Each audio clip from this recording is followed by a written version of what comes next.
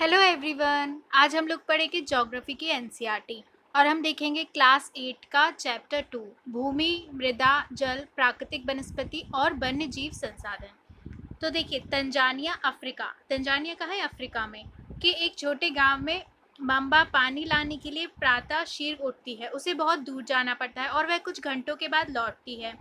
इसके उपरांत वह घर के कार्यों में अपनी माँ का हाथ बटाती है और अपने भाइयों की बकरियों की देखभाल में मदद करती है। पहले स्टोरी दी हुई है तो हम सिर्फ इसे पढ़ लेंगे। उसके पूरे परिवार के पास उसकी छोटी झोपड़ी के चारों चट्टानी भूमि का एक भाग है। मम्बा के पिता कठिन परिश्रम के बाद कुछ मक्का और सेम ही उगा सकते हैं, फिर भी यह उनके परिवार के साल भर के खाने के लिए पर्याप्त नहीं है। पीटर न्यूजीलैंड के भेड़ पालन प्रदेश के मध्यवर्ती भाग में रहता है, जहां उसका परिवार ऊन प्रक्रमण करने का कारखाना चलाता है। प्रतिदिन जब पीटर स्कूल से लौटता है तो वह अपने चाचा को अपनी भेड़ों की देखभाल करते हुए देखता है। उनका भेड़ों का बाड़ा कुछ दूरी पर पहाड़ियों से लगे हुए एक विस्तृत घास के मैदान पर स्थित है। वहां नवीनतम प्रौद्योगिकी का उपयोग करते हुए एक वैज्ञानिक विधि से इसका प्रबंध किया जाता है। पीटर का परिवार जैविक कृषि द्वारा सब्जियां भी उगाता है। तो देखिए, दो लोगों की स्टोरी दी हुई है पहले, ठीक है, माम्बा की और पीटर की। माम्बा और पीटर विश्व के दो विभिन्न स्थानों में रहते हैं और उनके जीवन व्यतीत करने में बहुत अंतर है। यह विभिन्नता भूमि की गुणवत्ता, मृदा, जल, प्राकृतिक वनस्पति, प्राणियों और प्रौद्योगिकी के उपयोग की भिन्नता के कारण है। देखिए, पहले क्या बताया इस चैप्टर में, दो लोगों की स्टोरी दी हुई है। एक है जो मुश्किल से ही मतलब खाने की व्यवस्था कर पा रहे हैं, और दूसरे जो समृद्ध है। तो देखिए, ऐसा क्यों है, उनका जीवन व्यतीत करने में अंतर क्यों है? क्योंकि वहाँ की भूमि की क्वालिटी अलग है, वहाँ मिट्टी अलग है, पानी अलग है। इस कारण क्या है, दोनों की लाइफस्टाइल अलग है। इन स्थानों का एक दूसरे से भिन्न होने का मुख्य कारण इस प्रकार के संसाधनों की उपलब्धता है। तो देखिए, क्या होता है ना, ऐसा नहीं है कि अर्थ में रिसोर्सेज जो है वो सब जगह एक से हैं, अलग अलग आपको अलग अलग रिसोर्स मिलेंगे। विश्व की 90% जनसंख्या भूमि क्षेत्र के 30% भाग पर ही रहती है। तो देखिए, जो हमारी 90% जनसंख्या है पूरी, वो सिर्फ जो जितनी भूमि है उसके सिर्फ 30% भाग पे रहती है। सोचिए, शेष 70% भूमि या तो विरल जनसंख्या है या वह निर्जन है। अब पढ़ेंगे आगे। तो इसमें हम पहले पढ़ेंगे भूमि। देखिए, हम संसाधनों के बारे में ही मेनली पढ़ रहे हैं अभी। ऑस्ट्रिया में साल्जबर्ग का एक चित्र दिया हुआ है। भूमि, सभी महत्वपूर्ण प्राकृतिक संसाधनों में भूमि भी शामिल है। देखिए, जो भूमि होती है ना, वो भी क्या है, एक प्राकृतिक संसाधन, नेचुरल रिसोर्स है। भूपृष्ठ के कुल क्षेत्रफल का लगभग 30% भाग भूमि है। आपको सबको पता है कि जो हमारा पूरा क्षेत्रफल है उसमें 70% अर्थ का पानी है और 30% ही भूमि है। यही नहीं, इस थोड़े से प्रतिशत के भी सभी भाग आवास योग्य नहीं है। मैंने आपको बताया कि जो 30% है, जिस जो भूमि का हिस्सा है 30%, उसमें भी 70% तो विरल है, जहाँ जनसंख्या नहीं है, और 30% पर ही 90% जनसंख्या रहती है। मुख्यतः भूमि और जलवायु के भिन्न भिन्न लक्षणों के कारण विश्व के विभिन्न भागों में जनसंख्या का वितरण असमान पाया जाता है। अच्छा, आप एक चीज़ नोटिस करना, जैसे अपना इंडिया आप देखोगे तो आपको जो हमारा नॉर्थ का साइड है, ठीक है, गंगा यमुना का जो क्षेत्र है, मैदान है, वहाँ पे आपको कितनी सबसे ज़्यादा जनसंख्या वहाँ मिलती है आपको, उत्तर प्रदेश, बिहार और राजस्थान आप देखेंगे, जहाँ पे रेगिस्तान है वहाँ पर इतनी जनसंख्या नहीं है। तो क्या होता है ना कि भूमि, जलवायु जैसी उसके हिसाब से क्या है, जनसंख्या पर भी फर्क पड़ता है। पहाड़ों पर ज़्यादा जनसंख्या नहीं मिलेगी क्योंकि वहाँ का जीवन कठिन होता है। मैदानों में आपको ज़्यादा जनसंख्या मिलेगी। तो देखिए, मुख्यतः भूमि और जलवायु के भिन्न भिन्न, मतलब भूमि और जलवायु अलग अलग होती है। उसके कारण विश्व में जो विभिन्न भागों में जनसंख्या का जो वितरण होता है वो अलग अलग होता है। ऊबड़ खाबड़ स्थलाकृति, पर्वतों के तीर ढाल, जलाक्रांत संभावित निम्न क्षेत्र, मरुस्थल क्षेत्र तथा सघन वन जैसे समानता विरल अथवा निर्जन है। तो देखिए, अगर ऊबड़ खाबड़ स्थलाकृति है, ऊपर नीचे मतलब भूमि है, पर्वतों में अगर बहुत तीर ढाल है तो घर कैसे बनाएंगे, या जलाक्रांत संभावित, मतलब जहाँ ऐसा एक निम्न क्षेत्र है जहाँ पर जल भर जाता है, बहुत बाढ़ आती है। मरुस्थल क्षेत्र है ना, मैंने आपको बताया, सघन वन, बहुत ज़्यादा सघन वन है। तो क्या है, इन क्षेत्र में कि ज़्यादा जनसंख्या नहीं रहती है। उर्वर मैदानों और नदी घाटियों में कृषि के लिए उपयुक्त भूमि उपलब्ध है, इसलिए ये स्थान विश्व के सघन बसे क्षेत्र हैं। तो देखिए, विश्व में अगर आपसे पूछा जाए कि जनसंख्या सबसे ज़्यादा किन क्षेत्रों में है, तो या तो उर्वर मैदानों में है या नदी घाटियों में, जहाँ पर क्या है, भूमि उपजाऊ है कृषि के लिए। अगर आपको पता है, अगर आपने पढ़ा होगा, तो देखिए सबसे पहले जो सभ्यताएं बनी वो भी क्या है, नदी घाट जो है, नदी मतलब नदी के आसपास ही बसी है ना, नदी घाटियों के आसपास, जैसे सिंधु नदी सभ्यता, मेसोपोटामिया, वो सब। देखिए, भूमि उपयोग, भूमि का उपयोग विभिन्न कार्यों के लिए किया जाता है, जैसे कृषि, वानिकी, खनन, सड़कों, उद्योगों की स्थापना। साधारणतः इसे भूमि उपयोग कहते हैं। देखिए, अगर आपको ऐसा लग रहा है कि बहुत ज़्यादा बेसिक्स है, ये सब तो आपको पता है, तो पता है क्या होता है, हमें ये नहीं देखना है, हमें ये देखना है कि इससे क्या चीज़ निकल कर आ रही है, हमें क्या पता चल रहा है। जब आंसर राइटिंग करेंगे तो हम मतलब इससे क्या निकाल सकते हैं लिखने के लिए, ये सब हमें देख के पढ़ना होता है। तो देखिए, भूमि का उपयोग क्या है, विभिन्न कार्यों के लिए आपको होता है। जैसे आपको पता है ना, कहीं पे कृषि होती है, कहीं पे वानिकी, कहीं पे खनन होता है, कहीं पे सड़कें बनती है, कहीं पे उद्योग इंडस्ट्री लगती है। साधारणतः इसे भूमि उपयोग कहते हैं। तो ये क्या है, भूमि उपयोग। अब देखिए, भूमि का उपयोग भौतिक कारकों द्वारा निर्धारित किया जाता है, जैसे स्थलाकृति, मृदा, जलवायु, खनिज और जल की उपलब्धता। तो देखिए, जो भौतिक कारक हैं उनके आधार पर क्या है, भूमि का उपयोग निर्धारित करते हैं। जैसे स्थलाकृति कैसी है, मृदा कैसी है, जलवायु, खनिज, ये सब कैसा है। मानवीय कारक जैसे जनसंख्या और प्रौद्योगिकी भी भूमि उपयोग प्रतिरूप के महत्वपूर्ण निर्धारक हैं। तो भूमि का उपयोग कैसे होगा, ये तो देखिए, जैसी वहाँ की भूमि होगी, जैसी वहाँ पे पानी है या नहीं कृषि के लिए, ये सब देखा जाएगा। और मानव भी कारण होता है कि वो भूमि का कैसा उपयोग कर रहा है, जनसंख्या कितनी है, टेक्नोलॉजी क्या है, ये सब क्या है, भूमि उपयोग का निर्धारण करती है। स्वामित्व के आधार पर भूमि को निजी भूमि और सामुदायिक भूमि में बांटा जा सकता है। अगर हम देखें कि स्वामित्व है ना, मतलब कि जिसके पास उसका स्वामित्व है, ओनरशिप है, तो उसके आधार पर भूमि को दो पार्ट में बांटते हैं। एक तो निजी भूमि, एक सामुदायिक। मतलब निजी यानी किसी की पर्सनल जो भूमि है, और सामुदायिक यानी पूरे समुदाय, कम्युनिटी की है। निजी भूमि व्यक्तियों के स्वामित्व में होती है। निजी भूमि किसके पास होती है, लोगों के पास, जैसे आपके पास आपके घर हैं। जबकि सामुदायिक भूमि समुदाय के स्वामित्व में होती है। समान रूप से इसका उपयोग समुदाय से संबंधित व्यक्तियों के लिए किया जाता है। अगर बहुत सारे लोगों के लिए है तो वो सामुदायिक भूमि है। जैसे चारा, फलों, नट, औषधीय बूटियों को एकत्रित करना। इस सामुदायिक भूमि को साझा संपत्ति संसाधन भी कहते हैं। ये क्या है, सब लोग साझा कर रहे हैं संपत्ति को, तो साझा संपत्ति संसाधन कहते हैं इसे। देखिए, जनसंख्या और उसकी मांग सदैव बढ़ती रहती है, लेकिन भूमि की उपलब्धता सीमित है। स्थान के अनुसार भूमि की गुणवत्ता में अंतर होता है। देखिए, क्या है, जनसंख्या तो बढ़ रही है, आपको पता है कितनी ज़्यादा जनसंख्या हो गई है, ठीक है, उसकी मांग भी बढ़ रही है, लेकिन भूमि उतनी ही है। भूमि भूमि नहीं बढ़ रही है। स्थान के अनुसार क्या है, जैसे जैसे जिस स्थान पे जो भूमि की जो क्वालिटी होगी, उनमें डिफरेंस होता है। लोगों ने सामुदायिक भूमि पर व्यापारिक क्षेत्र बनाने, नगरीय क्षेत्रों में घर बनाने और ग्रामीण क्षेत्रों में कृषि भूमि का विस्तार करने के लिए अनाधिकृत हस्तक्षेप करना शुरू कर दिया है। देखिए, जो लोग हैं, जो सामुदायिक भूमि है, जो सबकी मतलब जो सब पति सब साझा करते हैं, उसको मतलब व्यापारिक क्षेत्र बनाना चाहते हैं, ठीक है, नगर में घर बनाना चाहते हैं, और गांव में क्या होता है, कृषि करना चाहते हैं। तो इसके लिए क्या है, उन्होंने अनाधिकृत हस्तक्षेप शुरू कर दिया है। आज भूमि उपयोग प्रतिरूप में व्यापक परिवर्तन हमारे समाज में सांस्कृतिक परिवर्तनों को दर्शाते हैं। तो देखिए, ये कहा क्या है, भूमि उपयोग का जो प्रतिरूप है, उसमें आजकल काफ़ी परिवर्तन आ रहा है। मतलब अलग अलग चीज़ के लिए वो उपयोग हो रही है। वो क्या है, हमारे समाज में जो सांस्कृतिक परिवर्तन है, उसको भी दिखाता है कि हमारे समाज में सांस्कृतिक परिवर्तन कैसा हो रहा है। वर्तमान में कृषि और निर्माण संबंधी गतिविधियों के प्रसार के कारण निम्नीकरण, भूस्खलन, मृदा अपरदन, मरुस्थलीकरण पर्यावरण के लिए प्रमुख खतरा है। ठीक है, अब देखिए क्या हो रहा है ना, जैसे मान लीजिए पर्वत है ना, पहाड़ है, वहाँ पर देखिए ज़्यादा निर्माण कार्य नहीं करना चाहिए, लेकिन हो रहा है, जिसके कारण देख सकते हैं कि भूस्खलन होता है। कितनी जगह आप देख सकते हैं, हिमाचल वगैरह में, ठीक है, मृदा अपरदन होता है, मरुस्थलीकरण बढ़ रहा है, बहुत सी चीज़ें हो रही हैं, मतलब गलत भूमि के उपयोग के कारण। अब देखिए, भूमि संसाधन का संरक्षण। बढ़ती जनसंख्या तथा इसकी बढ़ती मांगों के कारण वन भूमि और कृषि योग्य भूमि का बड़े पैमाने पर विनाश हुआ है। देखिए, जो मृदा होती है ना, आपको एक बात बताती हूँ अलग से, जो मृदा होती है ना, मिट्टी, वो बहुत लाखों साल में बनती है। हमें ऐसा लगता है कि ये तो हर जगह रहती है मिट्टी, लेकिन ये लाखों साल में बनती है।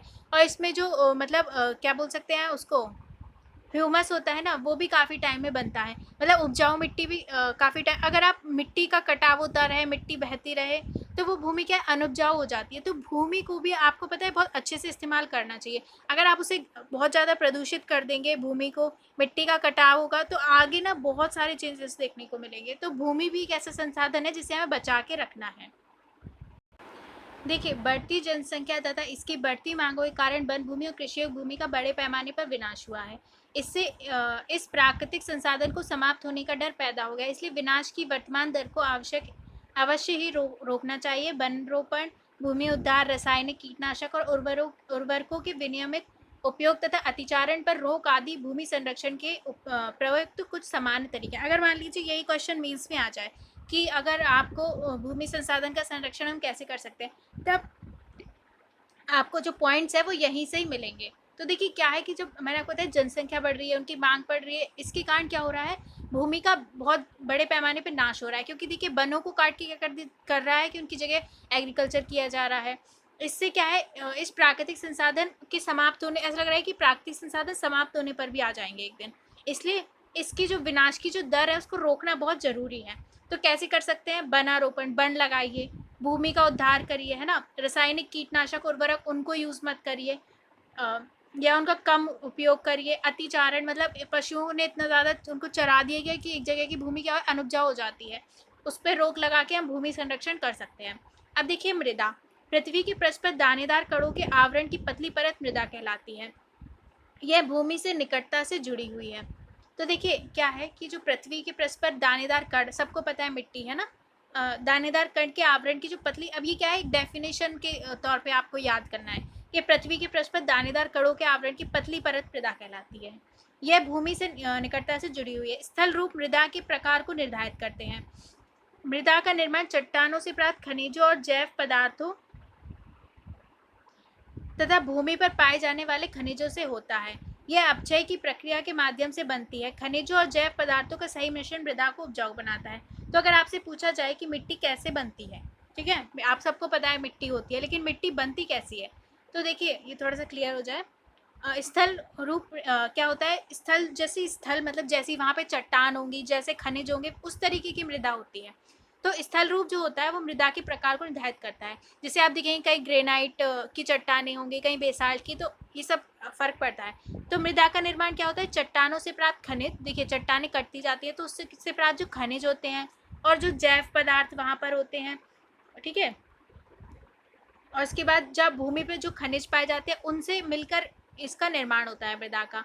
ठीक है, जब क्या होता है, चट्टानों का अपक्षय होता जाता है, वो कटती जाती हैं, छोटे छोटे उसमें बढ़ती जाती है, मतलब दानों में, तो वो उनका अपक्षय होता जाता है, तो उसके माध्यम से क्या है, मृदा बनती है। खनिज और जैव पदार्थों का सही मिश्रण मृदा, अगर मतलब खनिज और जैव पदार्थ दोनों हैं तो इनका सही मिश्रण क्या है, मृदा को उपजाऊ बनाता है, यानी उसमें खेती अच्छी होगी। देखिए अब बताएंगे हम इसमें कुछ प्राकृतिक घटनाएं, जैसे भूस्खलन क्या होता है। भूस्खलन को समान रूप से शैल, मलबा या ढाल के गिरने वाली मिट्टी के बृहद संचलन के रूप में परिभाषित किया जाता है। देखिए क्या होता है ना, जब पहाड़ है, अगर पहाड़ से एकदम से ऊपर बहुत सारी मिट्टी और वो चट्टाने टूटने लगे तो उसको कहेंगे भूस्खलन। मैं आपको बहुत आसान वर्ड में समझाने की कोशिश करती हूँ, ठीक है। इसमें क्या है, थोड़ी लैंग्वेज उल्टी सीधी भी दी होती है जब पढ़ाती हूँ, लेकिन मैं आपको हमेशा ऐसे समझाती हूँ कि आपको आराम से समझ में आ जाए।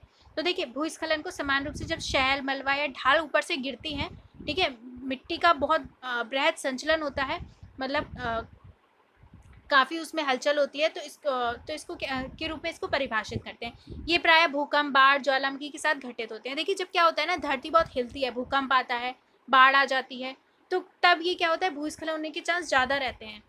ज्वालामुखी फटता है, लंबे समय तक भारी वर्षा होने से भी भूस्खलन होता है। यह नदी के प्रवाह को कुछ समय के लिए अवरुद्ध कर देता है। अगर देखिए नीचे नदी है पहाड़ के नीचे, तो उसके प्रवाह को भी अवरुद्ध कर देगा। नदी अवरुद्धता के कारण अचानक फूट पड़ने से निचली घाटियों के आवासों में विध्वंस आ जाता है। पहाड़ी भूभाग में भूस्खलन एक मुख्य विस्तृत रूप से फैली प्राकृतिक आपदा है जो प्राय जीवन और संपत्ति को आघात पहुंचाती है और चिंता का मुख्य विषय है। तो देखिए क्या होता है ना, जब भूस्खलन होता है तो जैसे नीचे की तरफ मिट्टी आएगी तो नीचे की तरफ जो घर होते हैं, जो भी होता है, उनको काफी नुकसान हो जाता है। हिमाचल प्रदेश के किन्नौर जिले में रेकांग पीओ के निकट पंजी गांव में बड़े भूस्खलन के कारण राष्ट्रीय राजमार्ग 22 की पुरानी हिंदुस्तान तिब्बत सड़क का 200 मीटर तक का भाग नष्ट हो गया। यह भूस्खलन पंजी गांव में तीव्र विस्फोटन के द्वारा हुआ था। विस्फोटन के कारण ढाल का यह कमजोर क्षेत्र नीचे गिर गया। इसके कारण सड़क और गांव के आसपास के क्षेत्र को क्षति पहुंची। पंजी गांव को किसी संभावित मानव विनाश से बचने के लिए पूर्ण रूप से खाली करा दिया गया। तो ये घटना दी हुई है। अब है न्यूनीकरण क्रियाविधि। देखिए वैज्ञानिक प्रविधियों के विकास से हमें समझने की शक्ति मिलती है कि भूस्खलन उत्पन्न होने के कौन कौन से कारक है, उनका प्रबंधन कैसे करना है। भूस्खलन को रोकने की कुछ प्रविधियां निम्नलिखित है। तो देखिए भूस्खलन को कैसे रोका जा सकता है। भूस्खलन प्रभावी क्षेत्रों का मानचित्र बनाकर इसमें प्रभावित होने वाले स्थानों को इंगित करना। इस प्रकार इन क्षेत्रों को आवास बनाने के लिए छोड़ा जा सकता है। अब मैं आपको एक चीज़ बताऊं कि जो हमारा डिजास्टर मैनेजमेंट आपको पढ़ना है, तो ये चीज़ें आपके डिजास्टर मैनेजमेंट में आ रही हैं। ठीक है, डिजास्टर मैनेजमेंट में यही आता है कि इन घटना को रोकने के लिए हम क्या कर सकते हैं। तो मतलब ये जो आपदा है उनको रोकने के लिए, तो ये आपके डिजास्टर मैनेजमेंट में भी आ रहा है। ज्योग्राफी आता है डिजास्टर मैनेजमेंट में, तो वो आप सोचिए एक मेंस का एक वो भी पढ़ रहे हैं चैप्टर। तो देखिए क्या करें, जैसे क्या होता है, एक मैपिंग कर लेनी चाहिए कि यहाँ या भूस्खलन वाले क्षेत्र हैं या यहाँ हो सकता है, उन स्थानों को इंगित करना। ठीक है, उन स्थानों में आवास नहीं बनाने चाहिए। ठीक है, इनसे प्रभावित होने वाले स्थानों को इंगित करना। इस प्रकार इन क्षेत्रों को आवास बनाने के लिए छोड़ा जा सकता है। तो इधर आवास ना बनाए। भूमि को खिसकने से बचाने के लिए प्रतिधारी दीवार का निर्माण। देखिए एक दीवार बनी हुई है साइड से, तो आप वो दीवार बना दीजिए, है ना। भूस्खलन तो क्या है, रोड पे मलबा नहीं आएगा। भूस्खलन को रोकने का सबसे प्रभावी तरीका वनस्पति आवरण में वृद्धि है। पेड़ पौधे बढ़ा दीजिए। देखिए पेड़ पौधे भी रोकते हैं, मिट्टी को वो क्या है जकड़ के रखते हैं, तो क्या होता है उससे कटाव कम होता है। तो आप इसलिए अब ज़्यादा भूस्खलन होने लगा है क्योंकि पेड़ पौधे काटे जा रहे हैं बहुत ज़्यादा। तो आप ये कर सकते हैं कि वनस्पति का आवरण बढ़ाएं। सतही अपवाह अथवा झरना प्रवाहों के साथ साथ भूस्खलन की गतिशीलता को नियंत्रित करने के लिए पृष्ठीय अपवाह नियंत्रण उपाय कार्यान्वित किए गए हैं। देखिए अपवाह नियंत्रण जो मतलब पानी आता है उसको नियंत्रित करने के उपाय भी किए गए हैं। अब देखिए मिट्टी, यहाँ पर एक चित्र दिया हुआ है, यहाँ तो यहाँ का हमारा हो गया। यहाँ पर हमें एक चित्र दिया हुआ है मृदा परिच्छेदिका। ठीक है, मिट्टी जो होती है उसकी वो कैसी होती है, सॉइल। तो देखिए सबसे ऊपर आप देख रहे हैं हुमस और वनस्पति के साथ ऊपरी मृदा। ऊपरी मृदा सबसे ज़्यादा उपजाऊ होती है। नीचे क्या है, बालू गाद क्ले के साथ उपमृदा। उसके नीचे है अपक्षय चट्टानी मृदा और नीचे है जनक चट्टानी। तो देखिए ऊपर की जो मिट्टी होती है वो सबसे ज़्यादा उपजाऊ होती है। अपक्षय का मतलब क्या होता है, तापमान परिवर्तन, तुषार क्रिया, पौधों, प्राणियों, मनुष्यों के क्रियाकलाप द्वारा अनावृत शैलों का टूटना और क्षय होना। देखिए टेम्परेचर अगर बहुत बढ़ रहा है, कम हो रहा है, ठीक है, तुषार क्रिया हो रही है, पौधे, प्राणी, मनुष्य के कारण अगर शैलें जो हैं वो टूट रही हैं, उनका क्षय हो रहा है, तो उसको बोलते हैं अपक्षय। केवल 1 सेंटीमीटर मृदा को बनाने में सैकड़ों वर्ष लग जाते हैं। मैंने आपको बताया ना मिट्टी को बनने में बहुत टाइम लगता है। और देखिए मृदा, मृदा कैसे बनती है, जनक, शैल, रंग, गठन, रासायनिक गुणधर्म, खनिज, मात्रा, पारगम्यता को निर्धारित करती है मृदा। उच्चावच, तुंगता और ढाल मृदा के संचय को निर्धारित करते हैं। वनस्पति, प्राणीजात, सूक्ष्मजीव ह्यूमस निर्माण की दर को प्रभावित करते हैं। देखिए मृदा निर्माण को प्रभावित करने वाले कारक दिए हुए हैं कि कौन कौन से कारक मृदा निर्माण को प्रभावित करते हैं। तो देखिए वनस्पति कैसी है, प्राणी कैसे हैं, सूक्ष्मजीव जो है वो ह्यूमस का निर्माण की दर को प्रभावित करते हैं। समय मृदा परिच्छेदिका की मोटाई को निश्चित करता है। जैसे ज़्यादा समय हो गया है तो मृदा परिच्छेदिका की मोटाई ज़्यादा होगी। जलवायु, तापमान, वर्षा, अपक्षय और ह्यूमस निर्माण की दर को प्रभावित करते हैं। जलवायु कैसी है ना। अब देखिए ठंडी जलवायु होती है, गर्म जलवायु होती है, तापमान है ना, मतलब ठंडा या गर्म, वर्षा ज़्यादा कम, तो ये सब क्या है, ह्यूमस निर्माण की दर को प्रभावित करते हैं। ये सारी चीज़ें क्या है, मृदा निर्माण को प्रभावित करने वाले कारक हैं।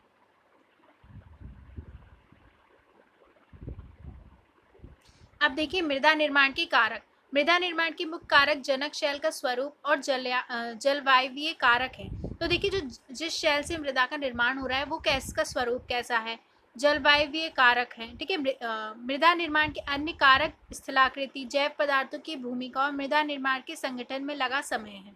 अलग अलग स्थानों में ये भिन्न भिन्न हैं। तो देखिए मृदा निर्माण के कौन से कारक है, जो जनक शैल है उसका स्वरूप कैसा है, जलवायु मतलब जलवायु कैसी है। ठीक है, मृदा निर्माण और अन्य कारक क्या है, स्थलाकृति कैसी है, जैव पदार्थों की भूमिका कैसी है और मृदा निर्माण के संगठन में कितना समय लग रहा है। ये सब क्या है, मृदा निर्माण के कारक हैं। ये अलग अलग स्थानों पे अलग अलग भी होते हैं। और देखिए मृदा का निम्नीकरण और संरक्षण के उपाय। मृदा अपरदन और क्षीणता मृदा संसाधन के दो मुख्य खतरे हैं। देखिए एक तो मृदा का अपरदन होता है, यानी मिट्टी कटती जाती है या पतली होती जाती है, क्षीणता। ये क्या है, मृदा संसाधन के लिए दो खतरे हैं। मानवीय और प्राकृतिक दोनों ही कारकों से मृदा का निम्नीकरण हो सकता है। देखिए मनुष्य भी करता है और प्राकृतिक कारणों से भी मृदा जो है उसका निम्नीकरण होता है। मृदा के निम्नीकरण में सहायक कारक वनोन्मूलन, देखिए वनों को काटना, अतिचारण, पशुओं को ज़्यादा चराना, रासायनिक उर्वरकों और कीटनाशकों का अत्यधिक उपयोग होना, वर्षा, बहुत ज़्यादा वर्षा हो तो वर्षा दोहन, भूस्खलन, बाढ़, इन सब से क्या होता है, मृदा का निम्नीकरण होता है। मृदा संरक्षण की कुछ विधियां दी गई हैं। अब ये विधियां फ्रेंड्स बहुत इंपॉर्टेंट है इनको, क्योंकि प्री में आ जाता है। प्री में पूछ लिया जाएगा मल्च कैसे बनाते हैं, 4 ऑप्शन देंगे, तब आप कंफ्यूज होंगे। तो अभी आपको ध्यान से पढ़ना है। मल्च बनाना, तो मल्च कैसे बनाते हैं, पौधों के बीच अनावृत भूमि जैव पदार्थों जैसे प्रवाल से ढक दी जाती है। इसे मृदा की आर्द्रता रुकी रहती है। ठीक है, तो पौधों के बीच जो अनावृत भूमि होती है उसको जैव पदार्थ जैसे प्रवाल से मिट्टी को ढक देते हैं। इससे क्या है, मृदा की जो आर्द्रता है वो अंदर ही रहती है। इसको कहते हैं मल्चिंग। वेदिका फॉर्म, जैसे आप एक चित्र में देख सकते हैं, चौड़े समतल सोपान अथवा वेदिका तीव्र ढालों पर बनाए जाते हैं ताकि सपाट सतह फसल उगाने के लिए उपलब्ध हो जाए। इसे पृष्ठीय प्रवाह और मृदा अपरदन कम होता है। तो देखिए सीढ़ियाँ टाइप बनी हुई है ना, वेदिका फार्म आप देख रहे हैं। इससे क्या होता है, एक तो कृषि के लिए समतल क्षेत्र मिलता है और पानी जल्दी से नहीं बहता है, मृदा अपरदन कम होता है। तो इस तरीके से वेदिका फार्म कृषि होती है। अब समोच्च रेखीय जुताई आप देख सकते हैं, ये चित्र दिया हुआ है। एक पहाड़ी ढाल पर समोच्च रेखाओं के समानांतर जुताई ढाल से नीचे बहते जल के लिए एक प्राकृतिक अवरोधक का निर्माण करती है। ठीक है, तो इसमें क्या होता है, अब देखिए समोच्च रेखीय जो जुताई, इसका मतलब है कि एक पहाड़ी ढाल, जैसे जो पहाड़ी की जब ढाल होती है तो उस पर जो समोच्च मतलब समान ऊंचाई की जो रेखाएं होती है उनके समानांतर जुताई करते हैं। ठीक है, तो क्या है, ढाल से नीचे बहते जल के लिए क्या होता है, एक प्राकृतिक अवरोधक बना देती है। और रक्षक मेखलाएं क्या होती है, तटीय प्रदेशों और शुष्क प्रदेशों में पवन गति रोकने के लिए वृक्ष कतारों में लगाए जाते हैं ताकि मृदा आवरण को बचाया जा सके। देखिए पेड़ जो है लाइन से लगा दिए गए हैं, इससे क्या है, मृदा जो है क्या होगा कि मृदा का क्षरण नहीं होगा। समोच्च रेखीय रोधिकाएं, समोच्च रेखाओं पर रोधिकाएं बनाने के लिए पत्थरों, घास, मृदा का उपयोग किया जाता है। रोधिकाओं के सामने जल एकत्र करने के लिए खाइयां बनाई जाती हैं। तो देखिए क्या होता है कि जो मतलब क्या होता है कि जो समान ऊंचाई की रेखाएं होती है उन पे रोधिकाएं यानी मिट्टी से क्या होता है, एक वो बना देते हैं लाइन सी, है ना, पत्थर, घास, मृदा का उपयोग करके एक लाइन सी बना देते हैं रोकने के लिए। रोधिकाओं के सामने जल एकत्र करने के लिए खाइयां बनाई जाती हैं। तो जो उनके सामने क्या है, थोड़ी सी खाई बना देते हैं जिसमें जल रुकता है। तो ये समोच्च रेखीय रोधिकाएं होती है। तो ये सारे आपको याद रखने हैं। चट्टान बांध, ये जल के प्रवाह को कम करने के लिए बनाए जाते हैं या यह नालियों की रक्षा करते हैं और मृदा क्षति को रोकते हैं। देखिए चट्टान बांध भी बनाए जाते हैं। ठीक है, चट्टान से क्या है, उनको रोका जाता होगा, जल के प्रवाह को कम कर दिया जाता है। तो इससे क्या है, जो नालियों की रक्षा होती है और मृदा क्षति को रोकते हैं। अब देखिए बीज की फसल उगाना, वर्षा दोहन से मृदा को सुरक्षित रखने के लिए अलग अलग समय पर भिन्न भिन्न फसलें एकांतर कतारों में उगाई जाती है। तो देखिए जब बहुत ज़्यादा वर्षा होती है तो उससे मिट्टी को सुरक्षित रखने क्या करते हैं, अलग अलग समय पर भिन्न भिन्न फसलें, मतलब अलग अलग तरीके की फसलें एक कतार में लगाई जाती हैं। ठीक है, अब क्या दिया है साइड में, क्या आप जानते हैं वर्ष 1975 में मानक उपयोग के लिए जल की खपत 3850 घन किलोमीटर प्रति वर्ष थी, जो वर्ष 2000 में बढ़कर 6000 घन किलोमीटर प्रति वर्ष से भी अधिक हो गई। तो देखिए जो मनुष्य की जो जल की खपत है ये बता रहे हैं कि एकदम आप देख सकते हैं डबल ही हो गई है ना, 1975 से 2000 तक। एक टपकता नल एक वर्ष में 1200 लीटर जल व्यर्थ करता है। देखिए अगर नल टपक रहा है ना बूंद बूंद करके, तो आप उसको ये मत समझिए कि मतलब इसको ठीक ना कराए, इसको ठीक करा लीजिए, क्योंकि देखिए क्या है, एक टपकता नल एक वर्ष में कितना सारा पानी व्यर्थ कर देता है। अब देखेंगे जल, हमने पढ़ लिया भूमि, अब देखेंगे जल। जल एक महत्वपूर्ण नवीकरणीय प्राकृतिक संसाधन है। भूपृष्ठ पर 3/4 भाग जल से ढका है। तो देखिए जो जल है वो नवीकरणीय प्राकृतिक संसाधन है, यानी कि वो हमें दोबारा भी उपलब्ध होता रहता है। मतलब आप जल का दोबारा यूज़ कर सकते हैं, वो ख़त्म नहीं होता है। ठीक है, और भूपृष्ठ का क्या है, 3/4, जो हमारा पूरा भू का जो पृष्ठ है उसका 3/4 क्या है, जल है, आप जानते हैं। इसलिए इसे जल ग्रह कहना उपयुक्त है, इसलिए हम पृथ्वी को जल ग्रह भी कहते हैं। लगभग 3.5 अरब वर्ष पहले जीवन आदि महासागरों में ही प्रारंभ हुआ। तो देखिए 350 अरब वर्ष पहले क्या है, जीवन सबसे पहले कहाँ हुआ था, पानी में। यद्यपि आज भी महासागर पृथ्वी की सतह के 2/3 भाग को ढके हुए और विविध प्रकार के पौधों और जंतुओं को मदद करते हैं। तो देखिए अभी भी जो ओशंस है वो पृथ्वी के 2/3 भाग को ढके हुए हैं। ठीक है।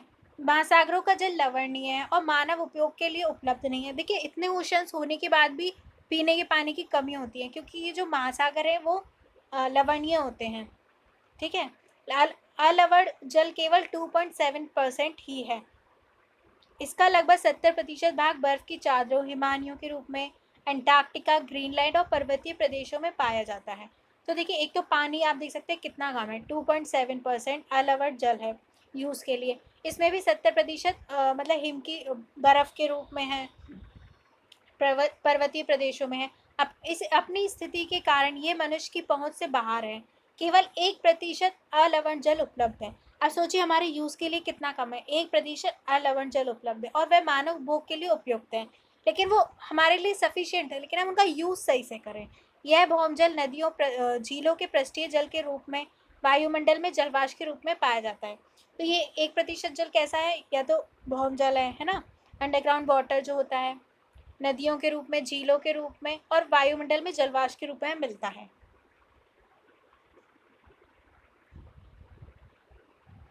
अब देखिए ये दिया हुआ है, इसलिए अलवणीय जल पृथ्वी का सबसे अधिक मूल्यवान पदार्थ है।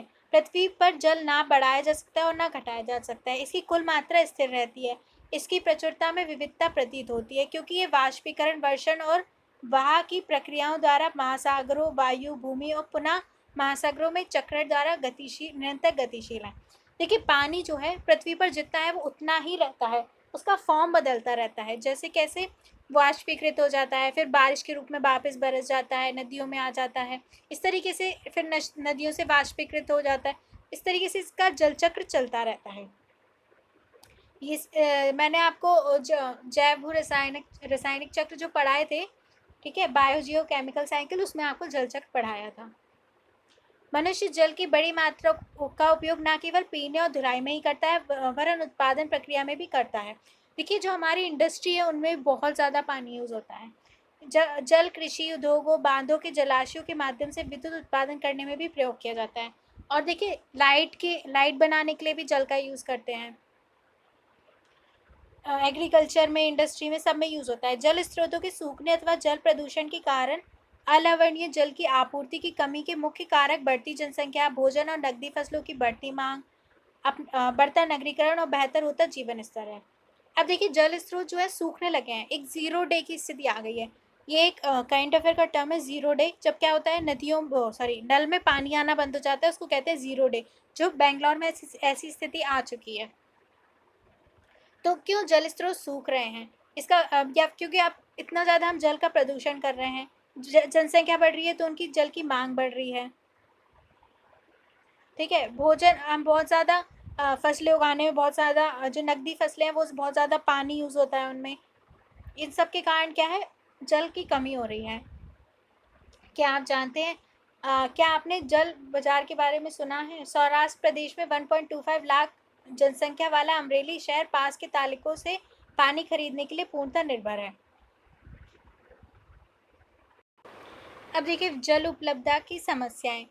विश्व के कई प्रदेशों में जल की कमी है, अधिकांशतः अफ्रीका, पश्चिमी एशिया, दक्षिणी एशिया, पश्चिमी संयुक्त राज्य अमेरिका के भाग, उत्तर पश्चिमी मैक्सिको, दक्षिणी अमेरिका के भाग और संपूर्ण ऑस्ट्रेलिया अलवणीय जल की आपूर्ति की कमी का सामना कर रहे हैं। तो आप देख सकते हैं इतने ज़्यादा क्षेत्रों में क्या है, पानी की कमी है। ये देश, पानी मतलब वैसे पानी की नहीं, अलवणीय जल की, है ना। ये देश ऐसे, मतलब फ्रेश वाटर की, ये देश ऐसे जलवायु प्रदेशों में स्थित है जहाँ अक्सर सूखा पड़ता है। अब देखिए सूखा भी पड़ जाता है, उनके जल अभाव की अधिक समस्या बनी रहती है। इस प्रकार जल का अभाव मौसमी तथा वार्षिक वर्षण में विविधता के परिणाम स्वरूप हो सकता है।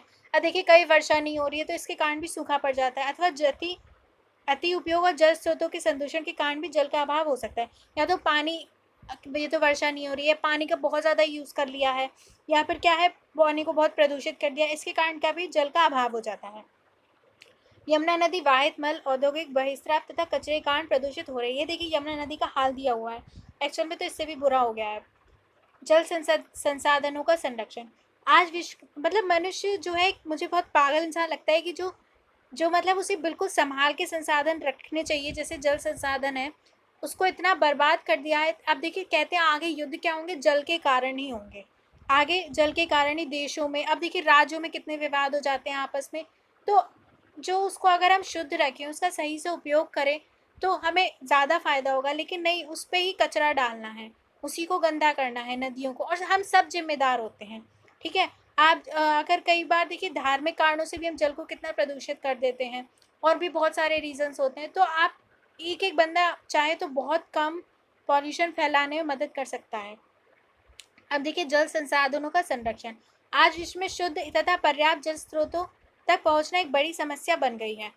देखिए क्या है कि मतलब शुद्ध जल आपको, अगर आप पानी बहुत जगह तो कितना गंदा पानी होता है, जिसके कारण कितनी हेल्थ प्रॉब्लम्स होने लगी हैं। इस क्षीण होते जल संसाधन के संरक्षण के लिए कदम उठाने चाहिए। यद्यपि जल एक नवीकरणीय संसाधन है, तथापि इसका अति उपयोग और प्रदूषक इसे उपयोग के लिए अनुपयुक्त बना देते हैं। सॉरी। देखिए कहते हैं कि ना जल जो है वो नवीकरणीय संसाधन है, मतलब हम उसका दोबारा दोबारा यूज़ कर सकते हैं, लेकिन आप इतना गंदा कर देंगे उसे तो उसका दोबारा यूज़ नहीं कर सकते। अशोधित या आंशिक रूप से शोधित वाहित मल, कृषि रसायनों का विसर्जन और जल निकायों में औद्योगिक बहिस्राव जल के प्रमुख प्रदूषक हैं। देखिए क्या है, इंडस्ट्रीज वाले क्या करते हैं, बहुत ज़्यादा पानी यूज़ करते हैं और गंदा पानी दोबारा बहा देते हैं, ठीक है? या नदियों में क्या है, बहुत ज़्यादा कचरा मतलब जो आता है उनसे, जो कृषि रसायन, जो कृषि से जो पानी आता है उनमें जो रसायन मिले होते हैं, इन सब से क्या है, पानी बहुत ज़्यादा प्रदूषित हो रहा है। इसमें शामिल नाइट्रेट धातुएं और पीड़कनाशी जल को अप्रदूषित कर देते हैं। तो इसमें क्या होती है, नाइट्रेट होते हैं, धातुएं होते हैं तथा पीड़कनाशी। इनमें से अधिकांश रसायन अजैव निम्नीकरण होने के कारण जल द्वारा मानव शरीर में पहुंच जाते हैं। तो देखिए बहुत से जो रसायन है वो अजैव निम्नीकरणीय है, मतलब उनको जो है सूक्ष्म जीव है वो उनको मतलब खत्म नहीं कर पाते हैं। इसके कारण क्या है, ये जल द्वारा मानव शरीर में पहुंच जाते हैं। इन प्रदूषकों को जल निकायों में छोड़ने से पूर्व बहिस्रावों को उपयुक्त विधि से शोधित करके जल प्रदूषण नियंत्रित किया जा सकता है। देखिए अब अगर मान लीजिए जल प्रदूषित हो गया है, तो उसको दोबारा मतलब पानी में छोड़ने से, दोबारा नदी में छोड़ने से पहले अगर उसको साफ कर दे, तो क्या है, उसको प्रदूषण को नियंत्रित कर सकते हैं। वन और अन्य वनस्पति आवरण धरातलीय प्रभाव को मंद करते हैं और भूमिगत जल को पुनः पूरित करते हैं। देखिए वन और पेड़ पौधे बहुत ज़रूरी हैं। ये क्या करते हैं, देखिए एक तो ये मिट्टी को बांधे रखते हैं, और जो धरातलीय मतलब एकदम तेज पानी बहता है उसको रोक के रखते हैं, और भूमि का जो अंदर जल होता है उसको भी क्या है, दोबारा भर देते हैं। जल संग्रहण पृष्ठीय प्रभाव को बचाने की दूसरी विधि है। एक क्या है, जल का संग्रहण किया जाए, संरक्षण किया जाए। जल रिसाव को कम करने के लिए खेतों को सिंचित करने वाली नहरों को ठीक से पक्का करना चाहिए। तो अब हम क्या क्या उपाय कर सकते हैं, तो देखिए जल रिसाव को अगर हमें कम करना है तो खेतों को सिंचित करने वाली नहरों को पक्का करें, ठीक है? इस रिसाव और वाष्पीकरण से होने वाली जल क्षति को रोकने के लिए क्षेत्र के स्प्रिंकलरों से सिंचाई करना अधिक प्रभावी विधि है। तो देखिए आप साइड में देख सकते हैं, स्प्रिंकल सिंचाई से क्या है, पानी ज़्यादा बर्बाद नहीं होता है। वाष्पीकरण की अधिक दर वाले शुष्क प्रदेशों में सिंचाई की ड्रिप अथवा टपकन विधि बहुत उपयोगी होती है। सिंचाई की इस विधियों को अपनाकर बहुमूल्य जल संसाधन को संरक्षित किया जा सकता है। ठीक है, एक स्प्रिंकल सिंचाई होती है, एक जो होती है ड्रिप सिंचाई होती है। क्या आप जानते हैं, अपने घर की छत पर वर्षा जल एकत्र करके इस जल का संग्रहण करना और विभिन्न उत्पादक उपयोगों में लाना वर्षा जल संग्रहण कहलाता है। औसतन 2 घंटे की वर्षा का एक दौर 8,000 लीटर जल बचाने के लिए काफ़ी है। तो देखिए एक तरीका होता है कि जहाँ पर बहुत कम पानी है वहाँ पर क्या है, छतों पर भी जो है वर्षा का जल इकट्ठा करते हैं। अब हमने पढ़ लिया भूमि संसाधन, जल संसाधन। अब हम देखेंगे प्राकृतिक वनस्पति और वन्य जीवन। देखिए प्राकृतिक वनस्पति और वन्य जीवन केवल स्थलमंडल, जलमंडल और वायुमंडल के बीच जुड़े एक संकरे क्षेत्र में ही पाए जाते हैं, जिसे हम जैव मंडल कहते हैं। देखिए जो मतलब पेड़ पौधे हैं और जो जीवन है वो जो हमारा स्थल मंडल है, स्थल है, जलमंडल और वायुमंडल, इनके बीच में जो क्षेत्र है, संकरे क्षेत्र में क्या है, जीवन पाया जाता है, इसे हम जैव मंडल कहते हैं। आप एक चित्र दिया हुआ इसे देख लीजिए, रेशम की, ठीक है? जैव मंडल में सभी जीवित जातियां जीवित रहने के लिए एक दूसरे से परस्पर संबंधित और निर्भर रहती हैं। तो क्या है, जो जीव है वो एक दूसरे पर निर्भर रहते हैं, मतलब परस्पर क्रिया करते हैं, है ना? जैसे कि मान लीजिए घास को कीड़े खा रहे हैं, फिर कीड़े को पक्षी खा रहे हैं, इस तरीके से क्या एक दूसरे पर निर्भर भी रहते हैं। इस जीवन आधारित तंत्र को पारितंत्र कहते हैं, इसी इकोसिस्टम कहते हैं, पारितंत्र। वनस्पति और वन्य जीवन बहुमूल्य संसाधन है। पौधे हमें इमारती लकड़ी देते हैं, प्राणियों को आश्रय देते हैं, ऑक्सीजन उत्पन्न करते हैं जिनमें हम सांस लेते हैं, फलों को उगाने के लिए आवश्यक मृदा की सुरक्षा करते हैं, ठीक है, फसलों को, सॉरी। तो इसमें क्या है, ये बताया गया कि जो पेड़ पौधे हैं वो हमें क्या क्या देते हैं, लकड़ी देते हैं, आपको सबको पता है, ऑक्सीजन देते हैं, फसलों को उगाने के लिए आवश्यक मृदा की सुरक्षा करते हैं। जो अगर पेड़ पौधे लगे हैं तो वो क्या है, मिट्टी को भी सुरक्षित करते हैं। रक्षक मेखला के रूप में कार्य करते हैं। रक्षक मेखला मतलब देखिए, जहाँ पे पेड़ पौधे ज़्यादा होते हैं वो एक तो मैंने आपको बताया मिट्टी का कटाव रोकते हैं और जल के प्रभाव को भी धीमा करते हैं, तो ये रक्षक मेखला का कार्य करते हैं। भूमिगत जल के संग्रहण में सहायक करते हैं। ठीक है, जो अंडरग्राउंड वाटर होता है उसको भी रिस्टोर करते हैं। हमें फल, लेटेक्स, तारपीन का तेल, गोंद, औषधीय पौधे और कागज में बहुत सारे संसाधन पेड़ पौधों से प्राप्त होते हैं। अब देखिए एक चित्र है, ब्रह्म कमल एक औषधीय बूटी। अब देखिए इधर साइड में पहले पढ़ते हैं, क्या आप जानते हैं भारतीय उपमहाद्वीप में जिन पशुओं का उपचार डिक्लोफिनेक, एस्प्रिन अथवा इबुप्रोफेन जैसे पीड़ानाशी से किया जाता है, उसके अपमार्जक उपरांत गिद्ध किडनी खराब होने से मर रहे हैं। देखिए जो एक ये क्वेश्चन बहुत बार पहले पूछा गया है प्रीलिम्स में कि जो गिद्ध है उनकी संख्या कम होने का कारण क्या है। तो देखिए जो पशु होते हैं ना, वो उनको गिद्ध क्या होता है, पशु को खाते हैं, और पशुओं को जब दर्द होता है तो उनको एक दवा देते हैं डाइक्लोफिनिक, जिसको खाने से मतलब वो तो मतलब गिद्ध जब उन पशुओं को खाते हैं तो वो भी मर जाते हैं।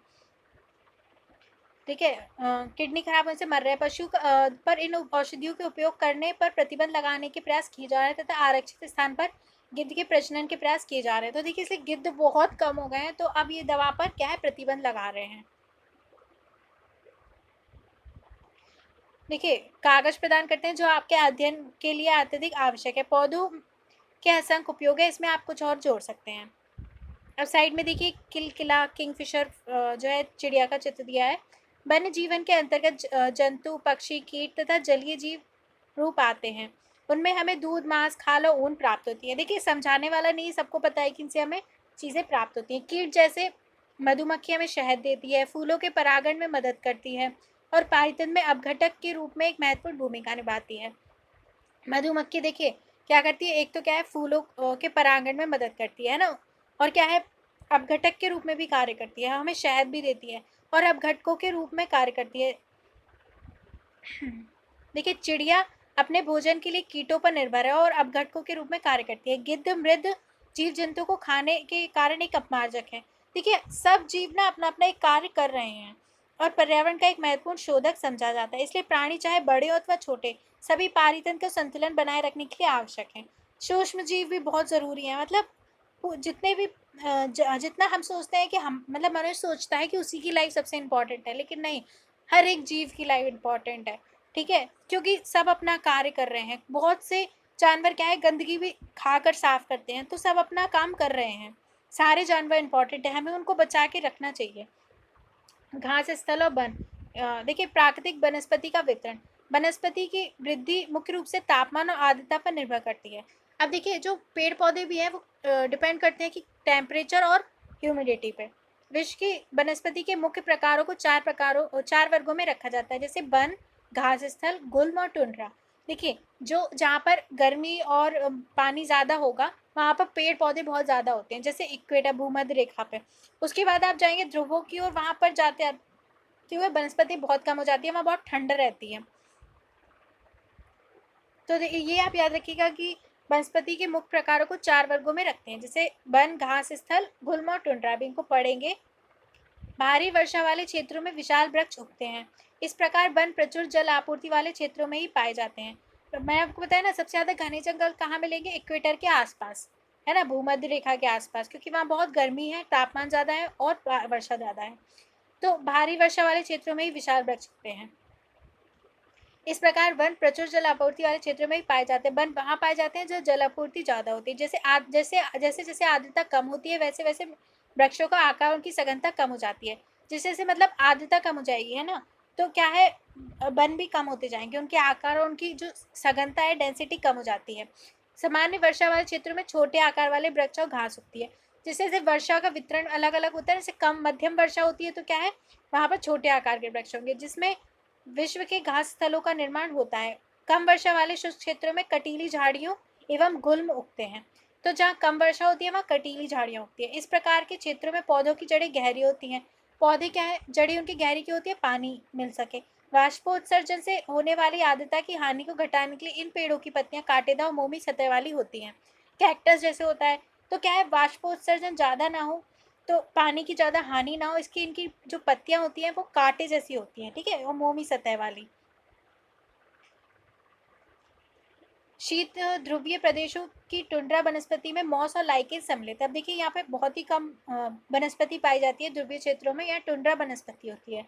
इसमें क्या होता है, मॉस लाइकेन उगता है। पिछली 2 शताब्दियों में विश्व में जितने लोग थे, इस समय उससे कहीं अधिक लोग हैं। बढ़ती जनसंख्या के पोषण के लिए, फसलों को उगाने के लिए वनों के विशाल क्षेत्रों में वृक्ष काट दिए गए हैं। विश्व भर में वनों का आवरण तेजी से समाप्त हो रहा है। इस बहुमूल्य संसाधन के संरक्षण की तुरंत आवश्यकता है।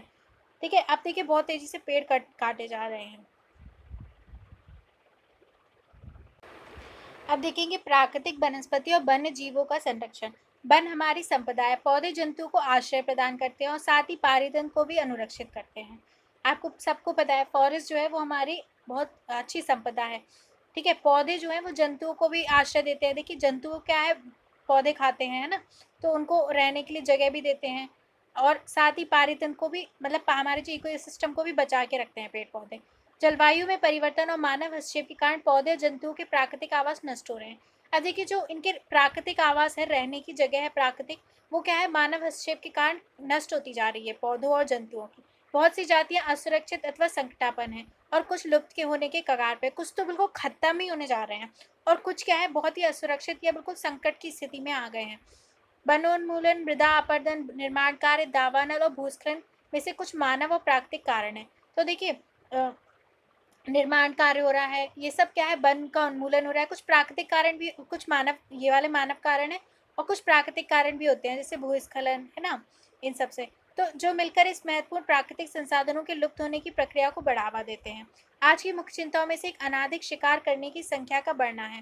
देखिए अब शिकार भी बहुत ज़्यादा होता है क्योंकि जो पशु है उनसे भी बहुत सारी दवाइयाँ चीज़ें बनाई जाती हैं, उनके जो सींग वगैरह होते हैं वो बहुत महंगे बिकते हैं।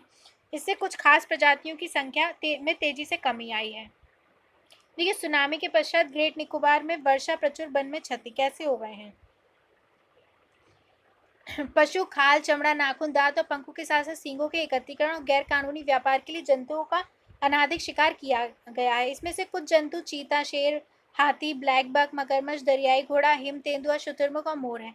इनका संरक्षण जागरूकता बढ़ाकर किया जा सकता है। तो देखिए मैंने आपको बताया ना, पशुओं के सींग हैं, दांत हैं, इन सब के लिए क्या है, इनको बहुत ज़्यादा मारा जाता है, जिसके कारण क्या है, अब देखिए इनको बचाने के लिए योजनाएं भी बनानी पड़ रही है ना, प्रोजेक्ट टाइगर, ये सब। ब्लैक बक को सुरक्षा की आवश्यकता है। राष्ट्रीय उद्यान, वन जीव अभ्यारण्य, जैव मंडल निचय हमारी प्राकृतिक वनस्पति और वन्य जीव को सुरक्षित रखने के लिए बनाए जाते हैं।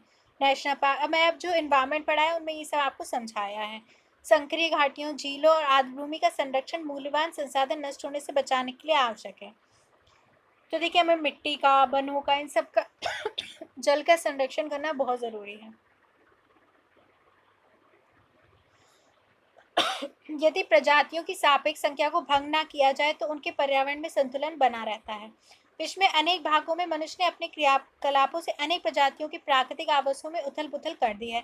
अनेक पक्षियों, जीव जंतुओं के अंधाधुंध शिकार के कारण या तो विलुप्त हो गए या विलुप्त होने के कगार पर हैं, या तो मतलब मनुष्य ने इतना ज़्यादा विनाश किया है। अगर आप पहले के मुकाबले देखेंगे ना, वन बहुत कम हो गए हैं, वनावरण मतलब पे फॉरेस्ट बहुत कम हो गए हैं।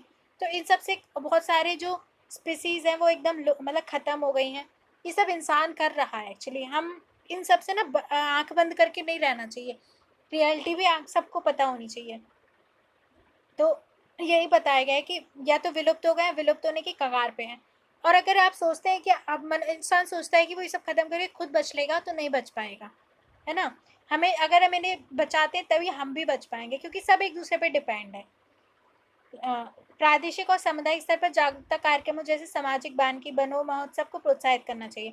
अब इनको बचाने के लिए क्या कर सकते हैं, तो देखिए जागरूकता कार्यक्रम बनाने चाहिए, सामाजिक बान की सब लोग पेड़ पौधे लगाएं, वन महोत्सव भी मना सकते हैं। स्कूलों के बच्चों को पक्षी देखने, प्राकृतिक कैंपों में जाने के लिए प्रोत्साहित करना चाहिए ताकि वे विविध जातियों के निवास का अवलोकन कर सकें। राष्ट्रीय उद्यान क्या होता है, वर्तमान और भविष्य की पीढ़ी के लिए एक या एक से अधिक पारितंत्रों के पारिस्थितिकी एकता की रक्षा के लिए नामित किया गया प्राकृतिक क्षेत्र, मतलब ऐसा क्षेत्र जहाँ पर क्या है, जो है जीव जंतुओं को सुरक्षित रखा जाता है, समझ लीजिए। बहुत से देश पक्षियों और पशुओं को मारने और उनके व्यापार करने के विरुद्ध है। भारत में शेर, चीतों, हिरणों, भारतीय सारंग और मोर को मारना अवैध है। अब देखिए पशुओं के शिकार पे प्रतिबंध लगा रहे हैं, लेकिन तब भी उनका शिकार चलता रहता है। एक अंतर्राष्ट्रीय पारित CICES साइट्स इसका होता है फॉर्म, ठीक है। The convention on international trade in endangered species of wild fauna and flora की स्थापना की गई है। ये बहुत इंपॉर्टेंट है, आपको संस्थाएं याद रखनी है, जिसमें प्राणियों और पक्षियों के अनेक जातियों की सूची तैयार की गई है। इस सूची में दिए गए पक्षियों और प्राणियों के व्यापार करने में प्रतिबंध लगाया गया है। जो साइट्स है फ्रेंड्स, ठीक है, इसमें क्या है, जो पक्षी हैं और जो प्राणी हैं इनकी सूची बनाई गई है, लिस्ट बनाई गई है, और इनके व्यापार पर प्रतिबंध है। पौधों और प्राणियों का संरक्षण प्रत्येक नागरिक का नैतिक कर्तव्य है। जैव मंडल निचय क्या होता है? एक वैश्विक नेटवर्क द्वारा जुड़े रक्षित क्षेत्रों की श्रृंखला है जिसे संरक्षण और विकास के बीच संबंध को प्रदर्शित करने के इरादे से बनाया गया है।